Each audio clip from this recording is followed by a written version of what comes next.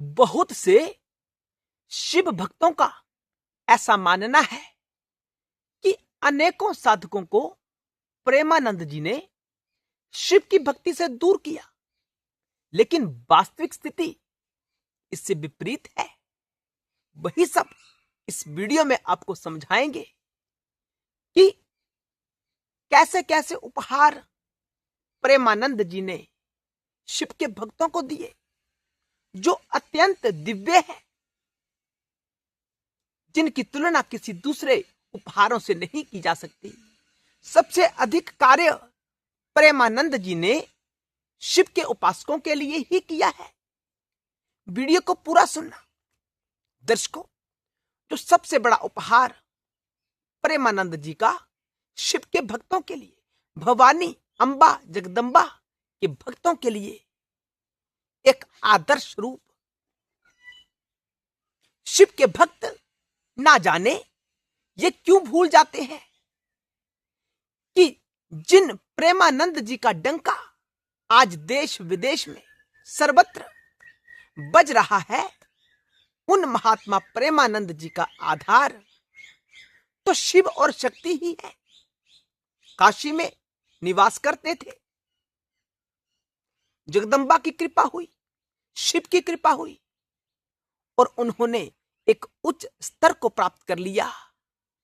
क्या प्रेमानंद जी के जैसा सन्यासी, शुद्ध साधु आपको कहीं दिखाई देता है?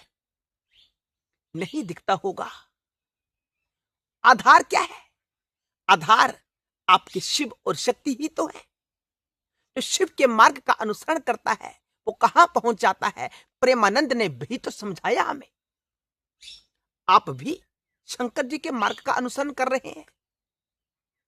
क्या शंकर जी की भक्ति करने से कुछ प्राप्त होगा या नहीं होगा? आदर्श रूप प्रेमानंद जी ने हम सबको बताया कि शिव की महिमा इतनी भारी है कि कहां से कहां पहुंचा सकती है। प्रेमानंद की स्थिति क्या है? आज हर कोई चाहता है कि जैसे कैसे भी हो प्रेमानंद के समक्ष बैठकर उनका दर्शन प्राप्त हो जाए। चाहे जितना भी अधिक कोई धनवान व्यक्ति है, वो भी प्रेमानंद जी से मिलना चाहता है, उनका आशीर्वाद प्राप्त करना चाहता है। तो प्रेमानंद को अपना आदर्श माने। बहुत से साधक कहते हैं कि उन्होंने शिव शक्ति को छोड़कर राधा को अपना इष्ट बनाया, क्या जरूरत थी? दर्शकों, इस सृष्टि में कोई भी कार्य ऐसा नहीं होता जो शिव और शक्ति की इच्छा के विरुद्ध होता है। ये सारा जगत शिव और शक्ति की कृपा से ही चलायमान है। तो क्या प्रेमानंद शिव की कृपा के बिना राधा के शरणागत हो सकते थे? नहीं हो सकते थे। देवी भागवत में प्रमाण है कि शंकर स्वयं को राधा के रूप में अवतरित करते हैं और शक्ति, भवानी, अंबा, जगदंबा स्वयं को श्री कृष्ण के रूप में अवतरित करते हैं। प्रमाण है हमारे पास।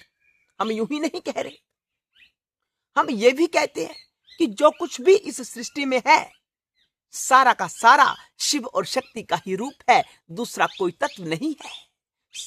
संपूर्ण जगत शिवात्मक है, शिव से ही आविर्भाव होता है और अंत में शिव में ही समा जाता है। तो शिव और शक्ति का ही स्वरूप राधा और कृष्ण है। द्वेष नहीं करना चाहिए, ये तत्वतया वार्ता होती है। तो अंततया देखा जाए, निष्कर्ष के रूप में समझा जाए तो प्रेमानंद आज भी शिव और शक्ति की ही उपासना कर रहे हैं। वो किसी दूसरे देवता की आराधना नहीं करते। आप कैसे सोच सकते हैं कि उन्होंने शिव और शक्ति को छोड़ दिया? नहीं छोड़ा। शिव और शक्ति को कोई छोड़ भी नहीं सकता। रूप परिवर्तित हो सकता है। शिव की अनेकों विभूतियां हैं, उनमें से राधा और कृष्ण भी शिव की ही विभूति है, शिव का ही स्वरूप है। जो शिव को धरातल पर जीकर बताता है वो श्री कृष्ण है। वो शक्ति का ही स्वरूप कृष्ण है, ऐसा देवी भागवत में प्रमाण है। दूसरा सबसे बड़ा उपहार प्रेमानंद जी का कि साधकों को एक ऐसा नाम जप बता दिया अत्यंत दिव्य है, शक्तिशाली है, आपके जीवन को परिवर्तित कर सकता है, जैसे स्वयं प्रेमानंद जी का जीवन परिवर्तित हुआ है। दर्शकों, बहुत से लोग प्रेमानंद से इसी बात के पीछे घृणा करते हैं कि वो शिव की महिमा का बखान नहीं करता।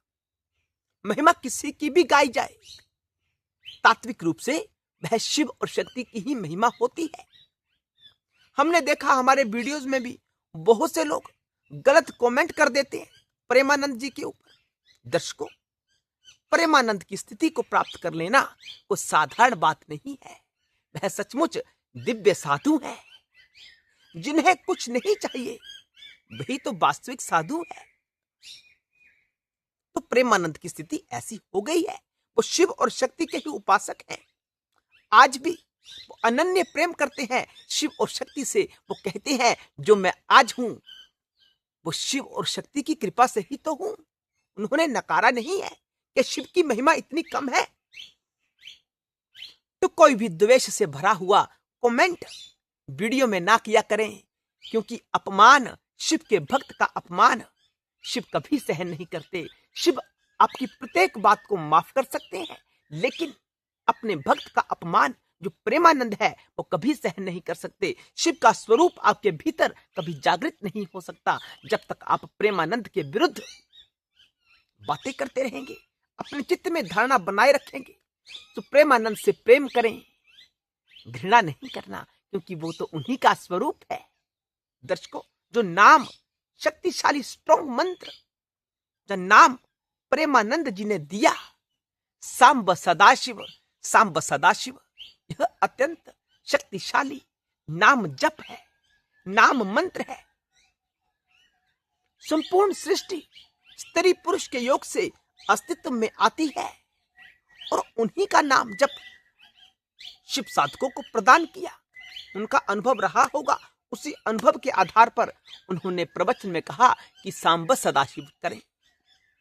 यद्यपि उन्होंने कहा कि ओम नमः शिवाय मंत्र का जाप बिना गुरु दीक्षा के नहीं करना चाहिए। यहां तक उनकी बात सच है कि वैदिक मंत्र को गुरु से ही प्राप्त करना चाहिए, लेकिन शास्त्र में हमारे पास अनेकों प्रमाण प्राप्त होते हैं कि पंचाक्षर और षडाक्षर मंत्र का जाप करने के लिए किसी भी विशेष पात्रता की आवश्यकता नहीं होती है। कौन करेगा? कोई नियम नहीं, सब कर सकते हैं। गुरु से ग्रहण किया तो उसका असर अधिक होगा बिना गुरु के जप के। लेकिन ऐसा नहीं कहा जा सकता कि जप कर ही नहीं सकते। नमः शिवाय या ओम नमः शिवाय का मंत्र कोई भी कर सकता है, यह शास्त्र का प्रमाण है। अब इतनी बात के लिए उनकी बात ना माने, लेकिन उनसे द्वेष ना करें। वो दिव्य साधु है। वर्तमान में ऐसा साधु प्राप्त हो जाना हमारी किस्मत की बात है। अन्यथा अनेकों हमारे बुजुर्ग चले गए, प्रेमानंद का प्रवचन नहीं सुन पाए, प्रेमानंद के दर्शन नहीं कर पाए। प्रेमानंद को समझ जाओगे तो शिव शक्ति के सार को भी समझ जाओगे।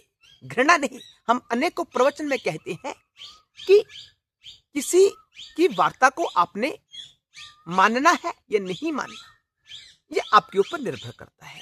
एक शिव भक्त होने के नाते किसी से घृणा नहीं करनी है। अपना रास्ता अलग बदले, रास्ता अलग चुन ले आप, लेकिन द्वेष किसी से नहीं करना, क्योंकि जब सब होते हैं तभी शिव का स्वरूप बनता है। शिव तो सब कुछ है। शिव के स्वरूप में से किसी को नहीं निकाला जा सकता। तो जब प्रेमानंद को निकाल दोगे तो शिव का स्वरूप पूर्ण कैसे होगा? क्योंकि शिव का ही रूप प्रेमानंद जी है।